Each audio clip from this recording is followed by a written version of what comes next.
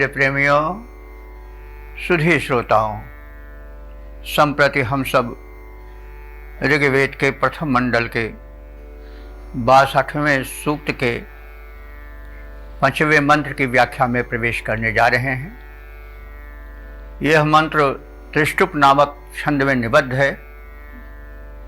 मंत्र दृष्टा ऋषि हैं नोधा गौतम, देवता हैं इंद्र और शीर्षक है सृष्टि का सुचारू व्यवस्थापक इंद्र। अब संबंधित विषय के मंत्र का पाठ हो जाए। ओम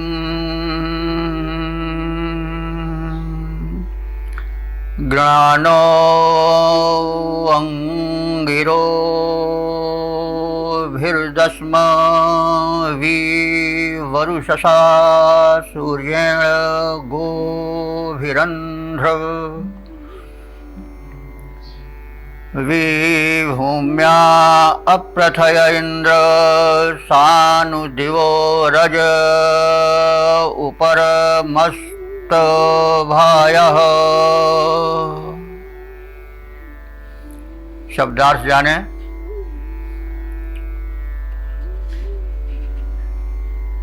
दसम इंद्र संबोधन है, हे दर्शनीय इंद्र। दसम दर्शनीय को कहते हैं। तो दर्शनीय व्यक्ति जब महान कार्य करता है तभी बनता है। तो इंद्र महान कार्यों का करने वाला है, यह इस संबोधन से सूचित होता है। और जो महान कर्म करता है वही प्रशंसित होता है। तो इंद्र अपने महान कार्यों के कारण अंगिरे भी गृणाना। अंगिरे भी माने अंगिरा गोत्रीय ऋषियों द्वारा। अंगिरा बड़े ही तेजस्वी और तपस्वी ऋषि थे।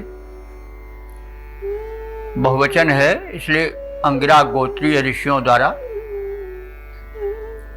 हे इंद्र, आप गृणाना प्रशंसित होते रहे हो। गृ स्तुति अर्थ में आता है, गृणाना प्रशंसित होते रहे हो।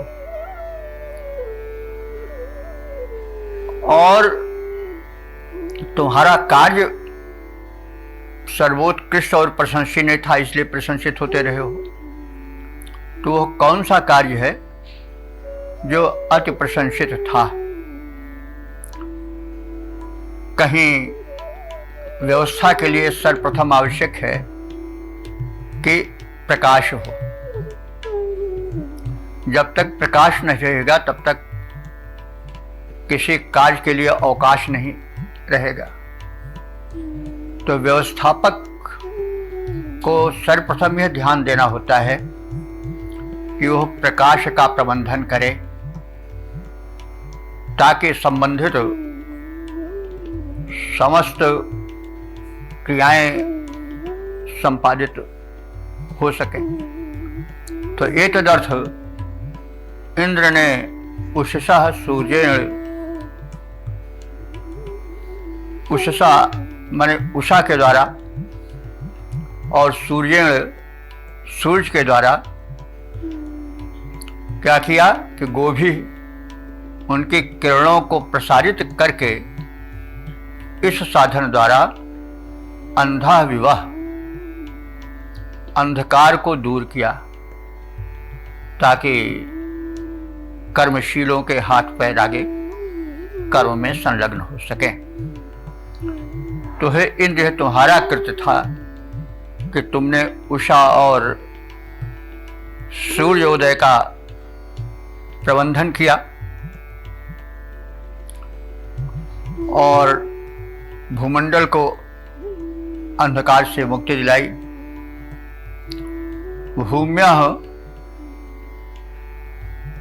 माने भूमि के प्रदेशों को, वि अप्रथयः उनको प्रकाशित बना करके विस्तृत बना दिया, क्योंकि जब तक प्रकाश नहीं होता तब तक विस्तार का बोध ही नहीं हो पाता। तो भूमंडल को प्रकाशित करके तुमने कर्म क्षेत्र को प्रशस्त बनाया, भी अप्रथयः, और क्या किया? दिवः रजः उपरम अस्तभायः। दिवः कहते हैं द्विलोक को। द्विलोक वह लोक है जो अंतरिक्ष के ऊपर का विस्तार होता है, इस शून्य का, उसको द्विलोक कहा गया है। वैसे तो आकाश अनंत है, लेकिन अपनी विशेषताओं के कारण उसमें विभाग किया गया है। तो एक अंतरिक्ष है उसका, जो पृथ्वी से सबसे निकट का है। उसके बाद फिर द्विलोक आता है, जिसको हम आज स्पेस वगैरह कह सकते हैं। तो तुमने इस अनंत व्यापक आकाश का विभाजन किया, किस रूप में? दिवा माने द्विलोक रूप में। द्विलोक जहाँ सूर्य आदि चमकीले नक्षत्र चमकते हैं वह द्विलोक है। और रजह माने अंतरिक्ष लोक। अंतरिक्ष लोक वो है जहाँ तक पृथ्वी की आकर्षण शक्ति, ग्रेविटेशन पावर सक्रिय रहती है और पवन का प्रसार रहता है। तो इस प्रकार से तुमने द्विलोक और अंतरिक्ष लोक को विभक्त किया। अस्तभाया माने उसे सुस्थिर किया, संभाला, व्यवस्थित किया। तो इस प्रकार से उस व्यवस्थापक इंद्र ने धरती को निवास योग्य बनाने के लिए जो व्यवस्था की, उसका इसमें सुंदर चित्रण हुआ है। इस शब्दार्थ के परिज्ञान के पश्चात हम भावार्थ से परिचित हो लें। हे दर्शनीय इंद्र, तुम अंगिरा ऋषियों से प्रशंसित हो। तुमने भूमंडल पर प्रकाश फैले और मानव के चरण, प्राणियों के चरण स्वकर्म में आगे बढ़ें। एतदर्थ उषा और सूर्य का प्रबंधन करके उनके किरणों के द्वारा अंधकार के विनाश का उपक्रम किया। तमिश्रा को, रात्रि को, तज्जन्य अंधकार को तुमने दूर किया। भू प्रदेश को विस्तृत किया। जब अंधकार का पर्दा हट जाता है तो भूमंडल की विशालता का बोध होने लगता है। तुमने द्विलोक और अंतरिक्ष लोक को सुस्थिर किया। द्विलोक के विषय में बताया जा चुका है। यह द्विलोक अंतरिक्ष लोक के ऊपर है, भूलोक है। और जहां तक पवन का प्रसार है, विद्वानों का कथन है कि लगभग 200 किलोमीटर ऊपर तक हवा का संचार रहता है। उसके बाद फिर वो स्पेस आ जाता है, जहाँ की जिस बीच में प्राणी अगर पड़ जाए तो बस वो तैरते रहेंगे, चक्कर काटते रहेंगे। ऊपर की आकर्षण शक्ति, द्विलोक की आकर्षण शक्ति और भूलोक की आकर्षण शक्ति उसको बीच में स्थिर रखेगी, त्रिशंकुवत उसकी दिशा हो जाएगी। ऐसा आज के वैज्ञानिक मानते हैं।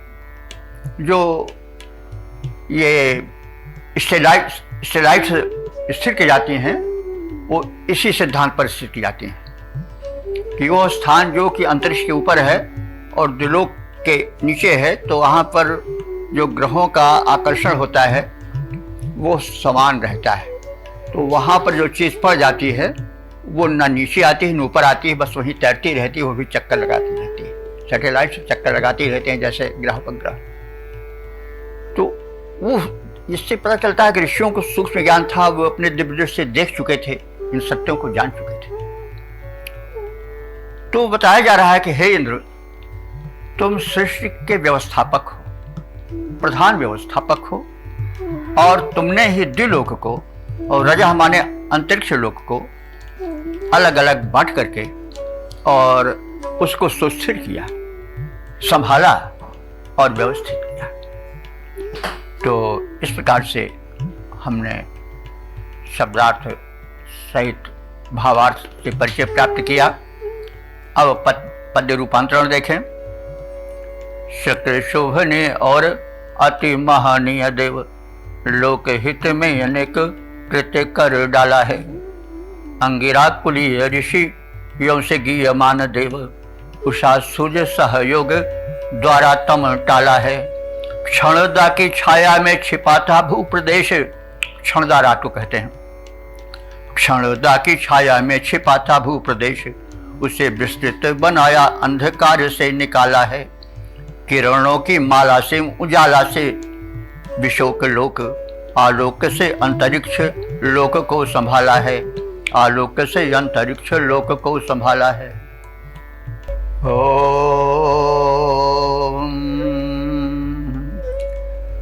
वेद प्रेमियों, सुधी श्रोताओं, संप्रति हम सब ऋग्वेद के प्रथम मंडल के 62वें सूक्त के 6ठे मंत्र की व्याख्या में प्रवेश करने जा रहे हैं। यह मंत्र त्रिष्टुप नामक छंद में निबद्ध है। दृष्टा ऋषि हैं ये नोधा गौतम और देवता हैं इंद्र। इसका शीर्षक है लोकहित में इंद्र द्वारा नदियों का निर्माण। आप देखें कितनी सुंदर व्यवस्था है। वर्षा के तो कुछ दिन या कुछ मास होते हैं। मान लीजिए अगर ये नदियां न होती तो फिर प्राणी जल कहां पाते। झीलें भी बनाई उसी ने। झीलें बनने का के पीछे वैज्ञानिकों का मत है कि जो उल्कापात होता था, बड़ी बड़ी चट्टानें गिरती थी धरती पर, पहले बहुत उल्कापात होता था, धीरे धीरे व्यवस्थित हुई है। तो इसका मतलब हुआ कि धरती जब बनी तो उसके पश्चात फिर उस बनाने वाले ने उसकी व्यवस्था प्रारंभ किया। पहाड़ बनाए। अगर पहाड़ न होते तो क्या होता। पहाड़ों पर बर्फें जमी रहती हैं ऊंचाई के कारण। वहाँ मतलब ये होता है कि ताप का अभाव रहता है, कम रहता है, इसलिए जो आकाशीय जल रहता है, मॉइस्चर जिसको कहते हैं, वो जम जाता है बर्फ के रूप में चोटियों पर। तो जब गर्मी आती है, त्रिशाकुल हो जाता है ये संसार, तो वो जल पिघलने लगता है और नदियों के माध्यम से धरातल पर पहुंचता है। जो झीलें बनी है वो भी बड़े बड़े उल्का पिंड गिरे तो उससे एक जो गड्ढा सा हो गया अतल तक, उससे पानी भर गया और उससे भी काम चला। देखिए कितनी सुंदर व्यवस्था है। जैसे कोई जगह जगह सरकार नल की व्यवस्था कर दे। पहले पौशाला वगैरह होता था, कोई रात खुदा दिए जाते थे कि लोग लोटा डोरी लेकर चलते थे, जल देते थे, दिशा बुझाते थे। वैसे कितना कुशल प्रबंधन है। तो पहले उसने क्या किया, हमने गत मंत्र में देखा कि प्रकाश का प्रबंध किया। उषा और सूर्य को बनाया ताकि आदमी के हाथ पैर पसर सके, कर्म का शुभारंभ हो सके। तत्पश्चात आवश्यक हुआ कि प्राणी रहें तो उनको जल मिलता जाए। तो इसके लिए पहाड़ बना, ऊंचे पर बर्फ बनी, नदियां निकली, नदियां भी व्यवस्थित रूप से आईं, उनका एक प्रवाह पथ निश्चित हुआ, झीलें आज बनी और उससे प्राणियों को जल जो जीवन है उसकी प्राप्ति का सौलभ्य सुलभ होता गया। तो आदि बातें उस परम प्रबंधन कर्ता इंद्र से जोड़ी गई है, जैसे पहले कहा जा चुका है। जैसे परम शक्ति आज भी किसी किसी रूप में हम लोग मानते हैं, नाम कुछ दें, तो वैसे जो परम शक्ति जो व्यवस्थापक है सर्वश्रेष्ठ, उसको ऋषियों ने इंद्र नाम दिया। इंद्र माने होता है मालिक, स्वामी। तो इंद्र प्रधान व्यवस्थापक है उसने एक वैज्ञानिक ढंग से, एक सोच विचार से सारा कार्य किया। हम अगर सृष्टि की रचना पर देखें तो बात सब स्पष्ट होती जाती है। तो अब हम इस भूमिका के अंतर्गत अर्थ को समझने की चेष्टा करें। तो अब प्रथम मंत्र का पाठ हो जाए। ओम तदु प्रयक्ष तममस्य कर्म दुष्मस्य चारुतममस्ति दंसः उपहवरे यदुपरा अपिन्वन् मध्वरणसो नद्यश्चतस्रः। शब्दार्थ जाने। उपहवरे, उपहवरे माने भू प्रदेश में, उपराह माने प्रवाहशील, बहने वाली, चतस्रः नद्या, 4 प्रमुख नदियों का प्रबंधन तुमने किया। हे इंद्र, तुमने चतस्रः नद्या, 4 प्रमुख नदियों का प्रबंधन किया। भाष्यकारों ने उन 4 नदियों में सिंधु को, गंगा को, यमुना को और ब्रह्मपुत्र को माना है। तो तुमने 4 प्रमुख नदियों का प्रबंधन किया और उन्हें क्या किया कि मधु अर्णसा, मधु माने मधुर यानी पेय, पीने योग्य। अर्ण कहते हैं जल को। अर्ण माने जल होता, प्रचलित नहीं है, लेकिन अर्णव शब्द समुद्र के लिए आता है क्योंकि वो जल का एक केंद्र है। तो अर्ण से ही अर्णव बना है। और कभी कभी कुछ लोग अपना नाम भी अर्णव रखते हैं या उनके माता पिता रखते हैं, हम लोग देखते हैं। तो अर्ण को, अर्ण से अर्णव बना है। अर्णव माने समुद्र होता है, अर्ण माने जल होता है। तो जल निधि है समुद्र, इसलिए उसको अर्णव कहा जाता है। अर्ण माने हुआ जल और अर्णसः उसका बहुवचन है। तो उन नदियों को तुमने मधु अर्णसः, मधुर जल से परिपूरित किया। अपन्नत, अपन्नित माने वही आपूरित करना, परिपूरित करना। यत माने जो, अस्य दशमस्य कर्म, इस दशम कहते हैं दर्शनीय, और दशमस्य माने दर्शनीय के, विशेषण है इंद्र का। इस दशमस्य इंद्र के जो कर्म है उसमें ये प्रधान कर्म है। और तत् उ, तत् माने वह, उ माने निश्चय ही, यह ही की तरह होता है। यह सब निपात है। निपात माने अव्यय मोटे रूप से। प्रयक्षतमम, यक्ष कहते हैं पूजनीय, समादरणीय, और प्र विशेष उसका उपसर्ग है और तम भी उपसर्ग है, यानी अत्यंत पूजनीय या अत्यंत प्रशंसनीय कर्म है। किसका? इंद्र का। जैसा पहले कहा जा चुका है, अगर नदियों वाद का प्रबंधन न होता तो वर्षा के तो गिने चुने महीने होते हैं, प्राणी मर जाते प्यासों से। यह प्रबंधन आवश्यक था, जैसा भी पहले बताया जा चुका है। तो तत् प्रत्यक्षतमम माने यह इंद्र का नदियों का जो निर्माण कार्य है ये बड़ा ही प्रशंसनीय है, उच्च कोटि का है। दंसः माने कर्म, ये कर्म अत्यधिक श्लाघनीय है। और चारुतमम अस्ति, कई विशेषण इसे दे रहा है। चारु माने सुंदर और चारुतम माने अत्यधिक सुंदर, सर्वोत्तम। तो वो अत्यधिक सुंदर तुम्हारा कर्म है, जैसा बताया गया है। नदियों का निर्माण, नाली की तरह जगह जगह उसे आधार पर आजकल नहर नदियों से निकाल दिया जाता है, चारों ओर जल पहुंच जाए। तो मतलब देख रहे हैं कि कितनी सुंदर व्यवस्था है सृष्टि, और वो व्यवस्थापक इंद्र है, उस एक मस्तिष्क कितना सुंदर कार्य कर रहा है। तो इस बात को ऋषि बता करके यह संदेश देता है कि मनुष्य को जो है वो आस्तिक होना चाहिए, यानी एक परम शक्ति पर विश्वास करना चाहिए। और जब मनुष्य विश्वास छोड़ देता है, नास्तिक बन जाता है, तो निरंकुश बन जाता है। तमाम लोग जो हैं वो सिर तो जरूर झुकाते हैं, लेकिन उनका जीवित विश्वास नहीं रहता ईश्वर पर। अगर जीवित विश्वास हो तो गलत काम नहीं हो पाएगा। जब हमें ईश्वर का ध्यान आता है, सही रूप में अगर आता है, तो हमारे तत्काल चरण जो है वो गलत काम से रुक जाते हैं कि नहीं भाई देखो कोई देखने वाला है, ऊपर देख रहा है, कहाँ तक छिपाओगे तुम, दंड मिलेगा। तो आदि आदि बातें हैं। इसलिए जो आस्तिकता है वो शुद्ध रूप में होनी चाहिए, अंधविश्वास रूप में नहीं, एक शक्ति को मानना चाहिए। तो ये सब संदेश हैं जो कि मंत्र के मनन करने से आते हैं। आप सब प्रबुद्ध हैं और हम थोड़ा कह रहे हैं, ऋषियों ने बहुत थोड़ा कहा, हमने कुछ अपने शक्ति के हिसाब से उसको विस्तार करके कहा, आप सब और उसको विस्तार करके समझें और जो ऋषि ने निर्देश किया है उसी के हिसाब से अर्थ में प्रवेश करें। तो और थोड़ा इधर उधर बढ़ जाना, घट जाना कोई विवाद का विषय नहीं होना चाहिए।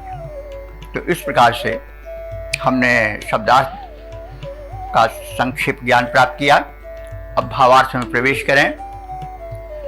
इंद्रदेव के अति प्रशंसनीय सुंदरतम और दर्शनीय कर्मों में एक कर्म यह है कि उन्होंने भूमि के ऊपरी पर्वतीय प्रदेश में प्रवाहित 4 प्रमुख नदियों को मधुर जल से परिपूर्ण किया। ये प्रमुख 4 नदियां सिंधु, गंगा, यमुना और ब्रह्मपुत्र मानी जा सकती हैं।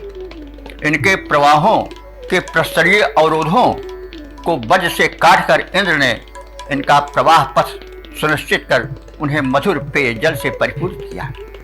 जैसा पहले कहा गया है कि पर्वत तो बड़े कठोर होते हैं, शिला से पूर्ण होते हैं, लेकिन जल तो बड़ा कोमल होता है, सबसे कोमल जल होता है, लेकिन ऐसी शक्ति, ऐसी व्यवस्था इन्होंने किया, उसमें उसकी वज्र जो उसकी सूक्ष्म शक्ति है वो कार्य करती रही और पाषाण उसको रोक नहीं पाए। बहती धारा के आगे वो बह गए उसमें। तो कहने का मतलब ये इसका एक प्रबंधन है। उसके प्रबंधन में सबसे कोमल वस्तु जल इतना प्रबल हो जाता है कि बड़े बड़े चट्टानों को काटकर रास्ता अपना बना लेता है। पयश्च निम्नाश मुखम प्रतिपेत, कौन है जो निम्नाश मुख जल को रोक सकता है, कालिदास का कथन है। तो अब हम इसका घनाक्षरी रूप देख लें। छंदोबद्ध। इंद्र ने अनेक कार्य लोकहित में किए हैं। इंद्र ने अनेक कार्य लोकहित में किए हैं, श्लाघ्य शोभनीय दर्शनीय जो महान है। उनमें से एक कर्म अति ही महान, जो कि गीयमान लोक हित जिसमें प्रधान है। ब्रह्मपुत्र सिंधु गंगा यमुना महान, 4 नदियां प्रधान जिन्हें जानता जहान है। पर्वतीय रोध चूर कर वज्र द्वारा उन्हें भूमि पर लाए, दिए मधु निर्दान है। ओम ओम। वेद प्रेमियों, सुधी श्रोताओं, संप्रति हम सब ऋग्वेद के प्रथम मंडल के 62वें सूक्त के 7वें मंत्र की व्याख्या में प्रवेश करने जा रहे हैं। यह मंत्र त्रिशुप नामक छंद में निबद्ध है। मंत्र दृष्टा ऋषि नोधा गौतम हैं और देवता इंद्र हैं। इसका शीर्षक है सर्वसमर्थ शक्तिमान इंद्र भक्ति से ही प्राप्य है। अब संबंधित मंत्र का पाठ हो जाए। ओम द्युता विवव्रे सनजा सनिरे अयास्य स्तव माने भिरर्कैः भगो न मेने परमे व्योम न धारयद्रोदसी सुदंसाः। शब्दार्थ जाने। तो यह जो इंद्र है वह भक्ति से प्राप्य है, शक्ति से अथवा कर्मकांडिक प्रयत्नों से कोई उसे वरवश अपने वश में नहीं कर सकता है। तो इसलिए जो विशेषण दिए गए हैं वे तदनुरूप हैं कि इंद्रः आयास्यः, जो इंद्र है वो आयास माने प्रयास, प्रयत्न, किसी प्रयत्न द्वारा नहीं मिल सकता है कि हम बरवश अपने पुरुषार्थ से या अपने शक्ति से, धन की शक्ति, जन की शक्ति, कोई अहंकार करके हम उसी शक्ति से अपने वश में नहीं कर सकते हैं। फिर कैसे वश में कर सकते हैं? अस्तव माने भी अर्कई। अस्तव माने भी माने जो अत्यंत प्रशंसनीय और भक्ति भाव भरे स्तोत्र हैं। अर्कई माने जो स्तुति परक हैं, पूज्य हैं, उन स्तोत्रों से, उन प्रार्थना परक मंत्रों से हम उसे वश में कर सकते हैं। ये तो अनेक उच्च कोटि के भक्तों ने कहा है। तुलसीदास जी ने भी कहा है कि मिले न रघुपति बिनु अनुरागा, किए कोटि जप यज्ञ विरागा। मिलेंगे तो प्रेम से मिलेंगे। तो मिले न रघुपति बिनु अनुरागा, किए कोटि जप यज्ञ विरागा। तो आर्ष भावना से सभी प्रभावित हैं। प्रभाव को हम देखें, सर्वत्र वेदों का प्रभाव प्रत्येक क्षेत्र में मिलेगा। देखिए, इन मंत्रों में विज्ञान की उन थ्योरियों को या सिद्धांतों को जिनको लोग आज अनुमान करके जान पा रहे हैं, उसको ऋषियों ने बहुत पहले जान लिया था। संकेत रूप में सब हैं। कुछ मैं बताने की चेष्टा करूंगा, कुछ आप लोग स्वयं समझेंगे। तो पहले यह बताया गया कि इंद्र जो है वो शक्ति द्वारा, प्रयासों द्वारा, कर्मकांडों द्वारा नहीं प्राप्त हो सकता है। उसका साक्षात्कार होगा तो भाव भरे प्रार्थना परक मंत्रों से ही हो पावेगा, प्रार्थनाओं से ही हो पावेगा। अब इंद्र के महत्तम कृत्यों का उल्लेख ऋषि कर रहा है कि वो प्रबंधक है, व्यवस्थापक है, और उसकी व्यवस्था को देख करके आप आश्चर्य में पड़ जाएंगे। उस परम व्यवस्थापक, परम ब्रह्म स्वरूप इंद्र ने क्या किया कि सनजा सनीडे,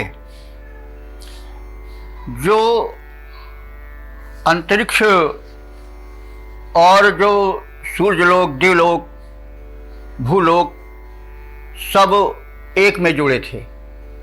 बाद में उस पर पृथक हो गए लोक, उनका नाम दे दिया गया। ये भूलोक है, ये अंतरिक्ष लोक है, ये देवलोक है। तो मूल में तो जो अंतरिक्ष व्योम है, जिसको महाव्योम कहते हैं, महद्व्योम, वो एक ही था। थोड़ा हम इसमें आधुनिक विज्ञान का मत जान लें। हालांकि ये आज लोग कह रहे हैं कि मत वेद में बहुत पहले दिखाया गया था, हम जहाँ जहाँ समय आवेगा वो बताते चलेंगे।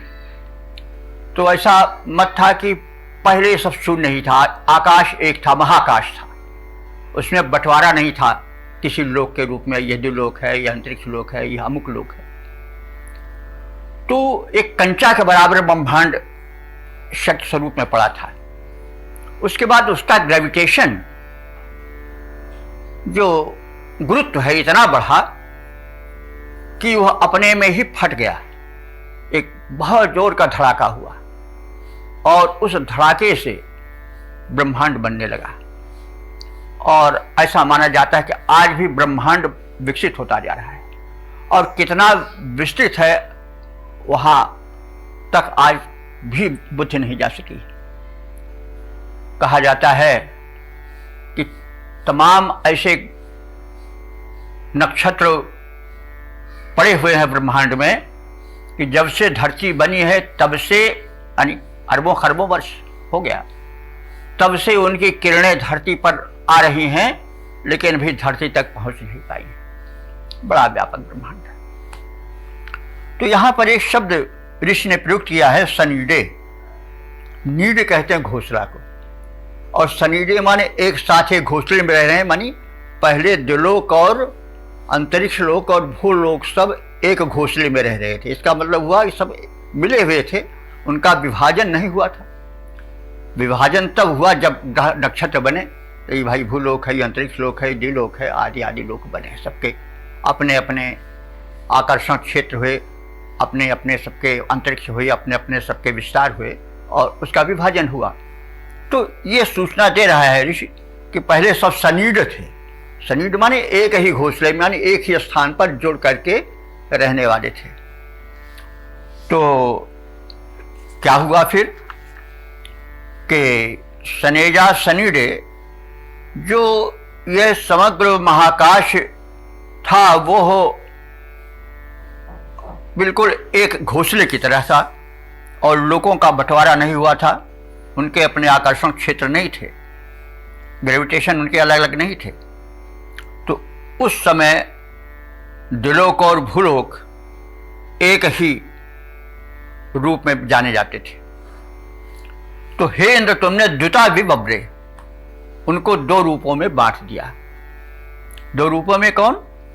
भूलोक और द्विलोक में बांट दिया। तो बटा कैसे है? जब धरती आई तो उसकी एक आकर्षण शक्ति धरती में थी। तो जहां तक धरती की आकर्षण शक्ति है वहां तक क्या हो गया? भूलोक हो गया। उसके बाद का जो लोक है वह द्विलोक हो गया।